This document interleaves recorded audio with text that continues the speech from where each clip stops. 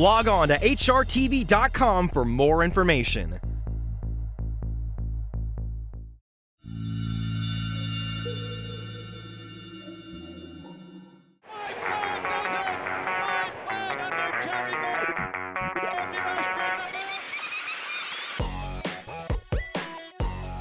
This is HRTV Rewind, taking a look back at the racing week.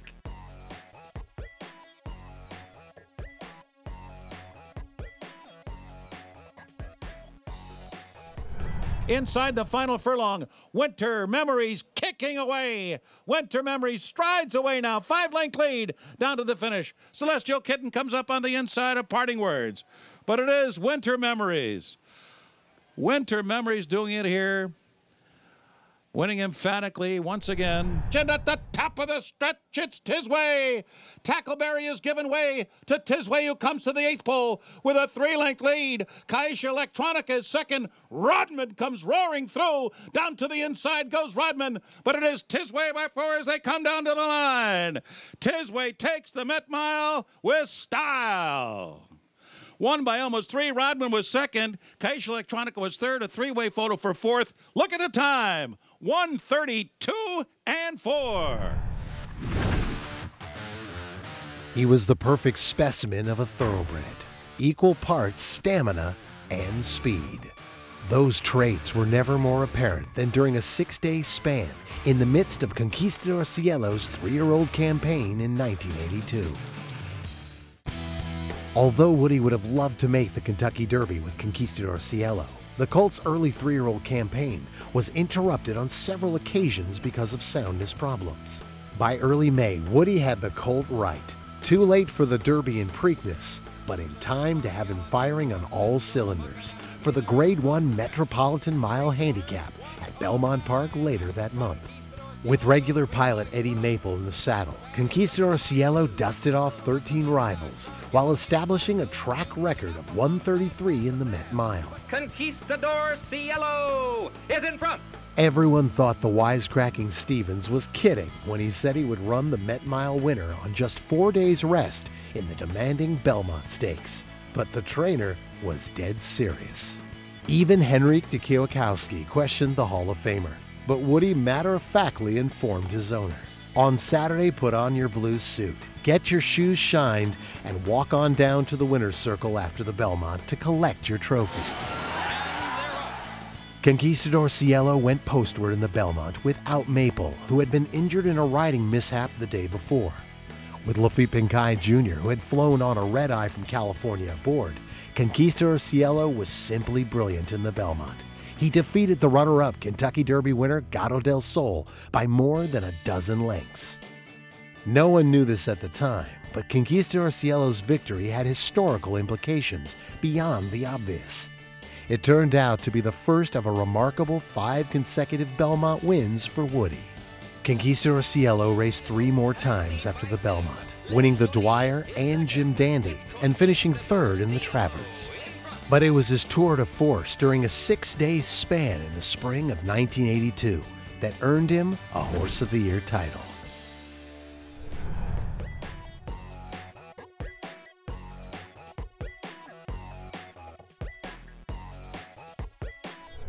Beat the Blues has just got the lead. Here is Sassy Image on the outside. Starlight Starbright to the inside rail. Sassy Image on the outside to Beat the Blues. These two duel inside the final 50 yards. Sassy Image on the outside, maybe. Sassy Image and Beat the Blues in a head bobbing finish to the winning colours. Uh-oh, Bango joined by Bold Chieftain. Bold Chieftain tried to get his nose in front, but uh-oh, Bango kicks back and he wins in a photo finish. No, he's a pretty game horse. Like I said, you're asking a little bit to go against those old horses that have been running for years. But yeah, he's got a good heart himself. It's 31st Street responding. Close Ally tries to put him away. These two to the final 16. What a matchup. Close Ally and 31st Street. 31st Street.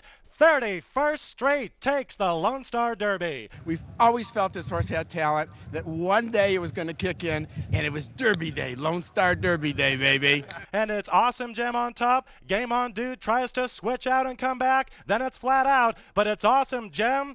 Awesome Jim, bringing $2.3 million of experience to win the Lone Star Park Handicap. He comes running every time, so I figured if I can get him in contention early, try to get the jump on him, he would sustain and contain his lead late in the race, and he did it. He did all the work. I was just a passenger. Her class is just cascading off of her, and the rest are simply overmatched, and the tears are falling now as these fillies and mares, they wish they could be more like Wasted Tears, the queen of the Lone Star Park Turf Course, and she is back. She hasn't found anywhere she doesn't like. She likes Keeneland, she likes Florida, she likes California. You know, she's a well-rounded girl.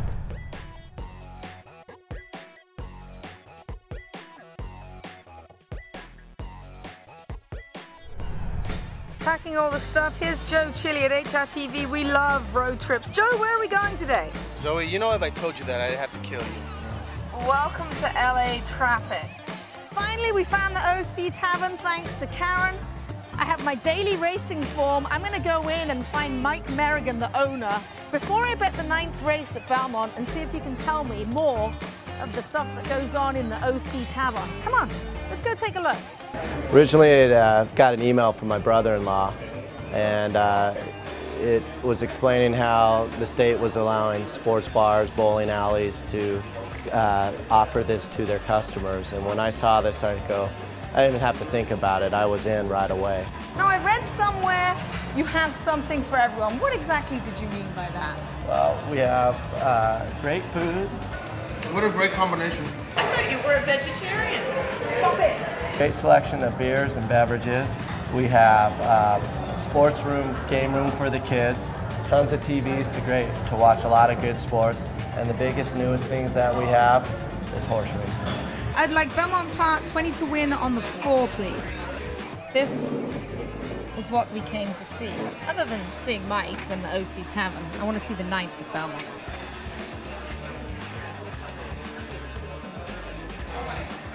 I suck. Wow, finally, winning ticket. Let's see what we got. Yay! Hi, thank you so much.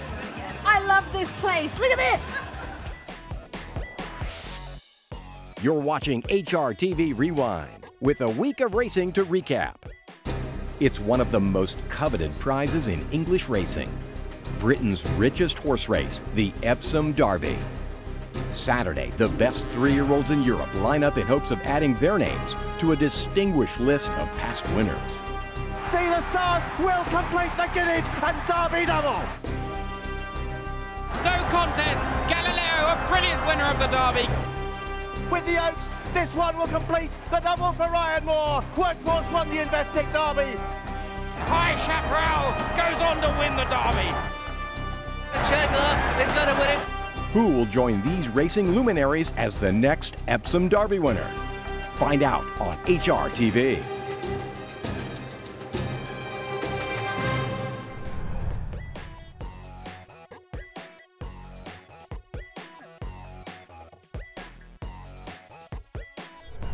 Recital comes next, Paul Moore from a long way back. Treasure Beach got to the front in the Derby. Memphis, Tennessee and Carlton House in hot pursuit. Out in front, Treasure Beach from in second, Carlton House. Paul Moore coming strongly down the outside. Treasure Beach just in front. Paul Moore coming on the outer and celebrates as if he's won the Derby. Mikel Barcelona, the judge may be needed.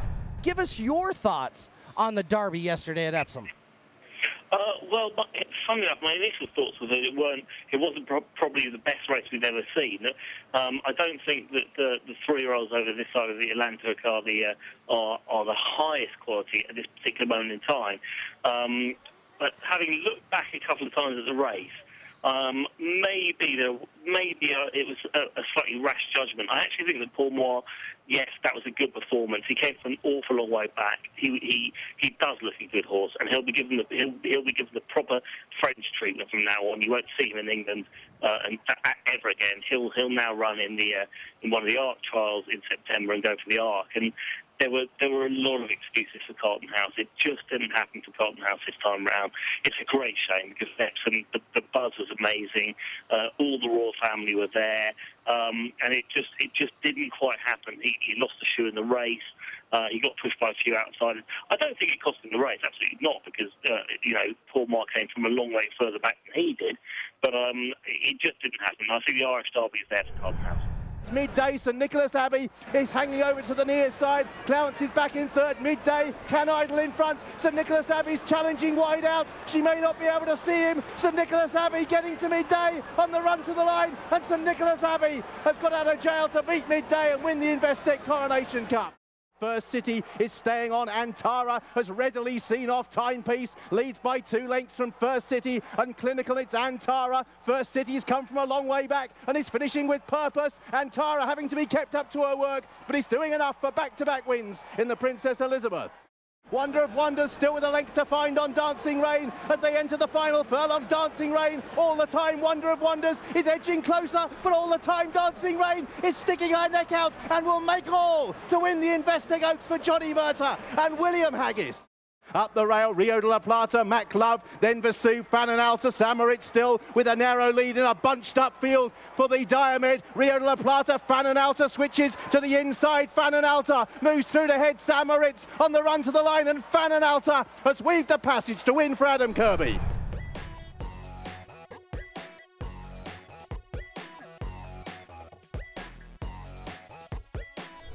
One-turn mile for Salty Strike. She just one go on 7/8. She looks like she's got the right style in a race that might have some speed. This is one of the toughest grade 3s I've seen. Salty Strike. How about that one-turn mile for her? I don't think that'd be a problem. You know, I love the way she ran last time, and you know, like anything, it's not supposed to be easy when you step up. Yeah. But she's a good filly, and I don't think she'll have any trouble with the added distance. And actually, it's more of a sprint mile anyway, and she is coming into the race in really good order. Ken, there's people here at HRTV that think you have a real good chance to get a stakes daily double. Let's move to the race number 10, the Grade 3 Aristides. Drawn outside's Noble's Promise, second off the bench. Looked like he might have needed his last start. Describe your feelings on him coming into the race. Well, he did need his last start. I think he's got 4 or 5 lengths improvement off that last race. He's a really special horse. You know, he got bumped and kind of squeezed a little bit late in the race when he was getting a little fatigued, and it was a good first start back, but it was a pretty ambitious first start back. But we really didn't have a lot of choices because he really didn't have any conditions, and you really need to go into these stakes. But we felt like this Aristides race will be ideal for a second start back, and kind of expecting him to do really well today. Attaboy Roy taken on by Noble's Promise. Noble's Promise and Attaboy Roy, these two slugging it out with a 16 to go. Noble's Promise goes to lead. Noble's Promise is going to win the Aristides. Noble's Promise in front. Noble's Promise gives Kenny McPeak his second win in the Aristides. They're inside the final furlong now. Salty Strike and Manny Cruz go clear now by 3 lengths over Fancy a Flight in second. Grand Lioness towards the outside, Angelica Zapata. But at the line, Salty Strike wins the Dogwood. A second win in the race for trainer Kenny McPeak.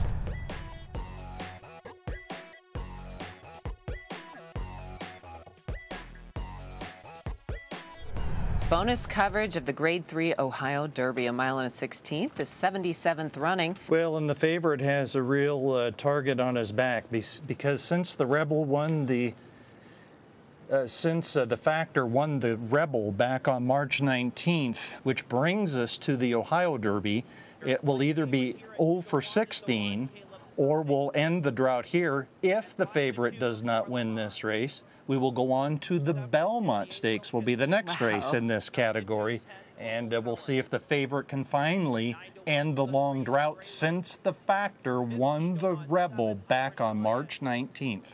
Striking the front is Caleb's Posse. Caleb's Posse has the lead. On the inside, Marco's Fling in second, but Caleb's Posse to take the 2011 Ohio Derby. And there we know that the one was favored because you can see on the pick 3 payoffs, they're showing that 1 or 2, so that shows you the one. You'd get the 1 because the 2 scratched, so you'd get the favorite, and the favorite being the 1. So. All right, so there it was. We get that confirmation.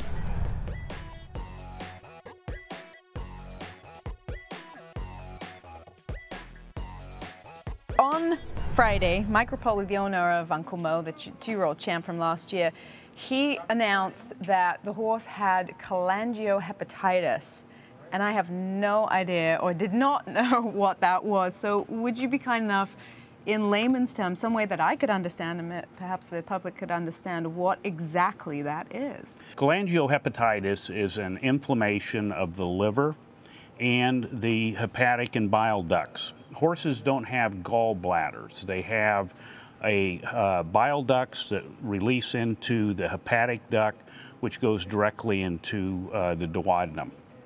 And what this is an inflammation of those structures, but they're elevated in horses, and the only sign is they can't finish races.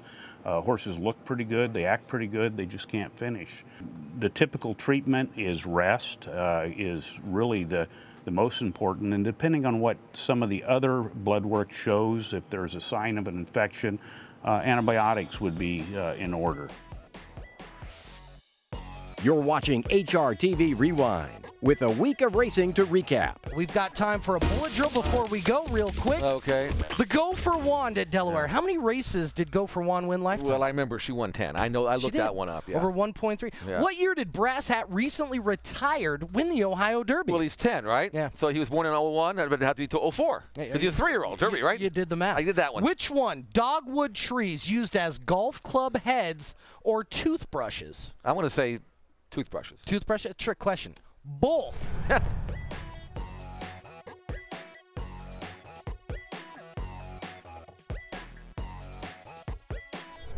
Saginaw holds on to do it. And it will be Bellamy Star. Little Larky and Ramon Dominguez got a hot hand today. He's just won his third. It is Darren's Dilemma and Ramon Dominguez with his fourth winner on the card. Ramon Dominguez up 5 winners, a landmark victory for Ramon Dominguez. 6 wins on a card, a record equaling feat here at Belmont Park.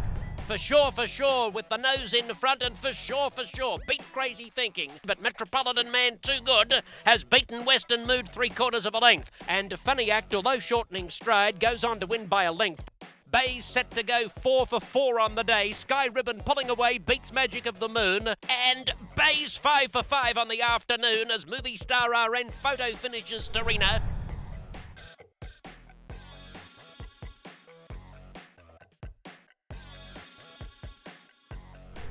Take us through that day back on the 21st. What was it like not only to win with a $100 horse, but to win 4 races on one of the biggest tracks in America? It was a great day for me, you know. I was thinking I have a great shot to win one race or 2 races that day. So when I win the first, I was happy. The second, it was very good. The third, I said in my head, oh, it was great to win 3 races in the same day. And we win after I passed the wire. I said, oh my God, it was my day today. 4 races in Belmont.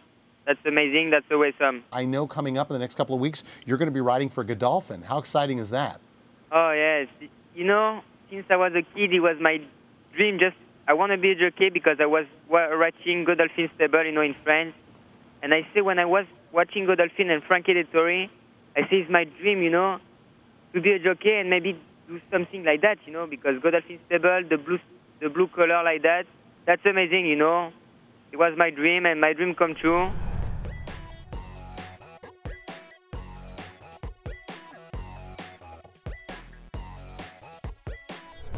And here is Bellamy Star up for the lead. Sunlight Sonata fighting all the way down to the line. Ruthenia coming late as they come down to the finish, and it will be Bellamy Star. A 1-length winner over Sunlight Sonata. Ruthenia finishing 3rd and Triune 4th. She was itty-bitty, but what Extra Heat lacked in physical stature, she made up for with her enormous will to win. The Daughter of Dixieland Heat was bought for a mere $5,000 as a 2-year-old in 2000. There was nothing remarkable about Extra Heat, but she caught the eye of bargain hunting trainer John Salzman Sr. because she worked well at the Fasig-Tipton Mid-Atlantic sale. The Prioress in July was a pivotal point in her career. That day, she engaged in a wickedly fast speed duel, yet prevailed for a gutsy win in stakes record time and became a Grade 1 winner. Despite her near-perfect campaign as a sophomore, Extra Heat was dismissed at odds of 17-1 in the Breeders' Cup Sprint. And Extra Heat is flooding her speed here. There was no change in tactics for the first start against the boys. she and jockey George Chavez scooted to an early lead, and they nearly orchestrated an upset.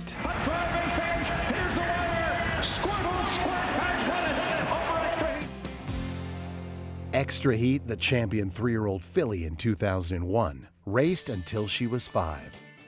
As an older horse, she possessed the same intensity she brought to her job when she was younger and continued to collect stakes wins.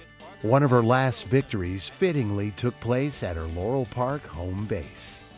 Not surprisingly, Extra Heat attracted a legion of fans during her career, and many of them still follow her doings. She has produced a couple of stakes winners, but none of her progeny are chips off the old block. That would take some doing.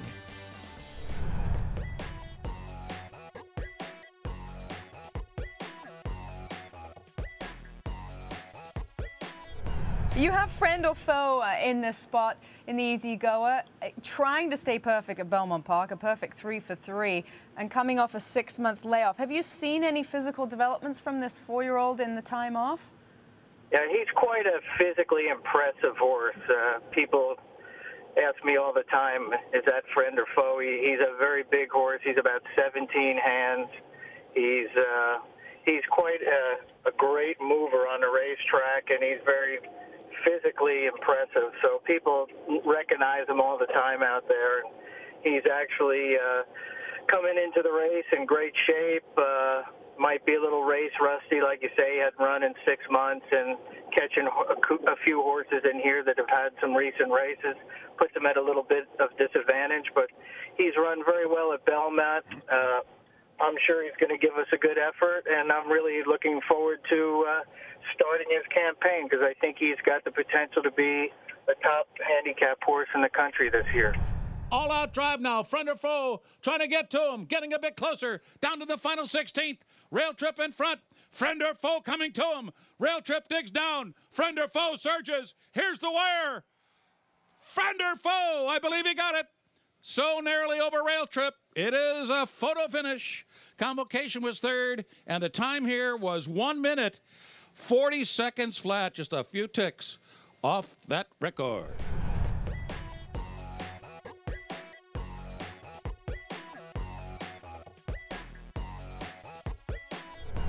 He was a combination of brilliance, athleticism. He was a strong, powerful horse, and you know, he'd proven that he could beat anything that came his way.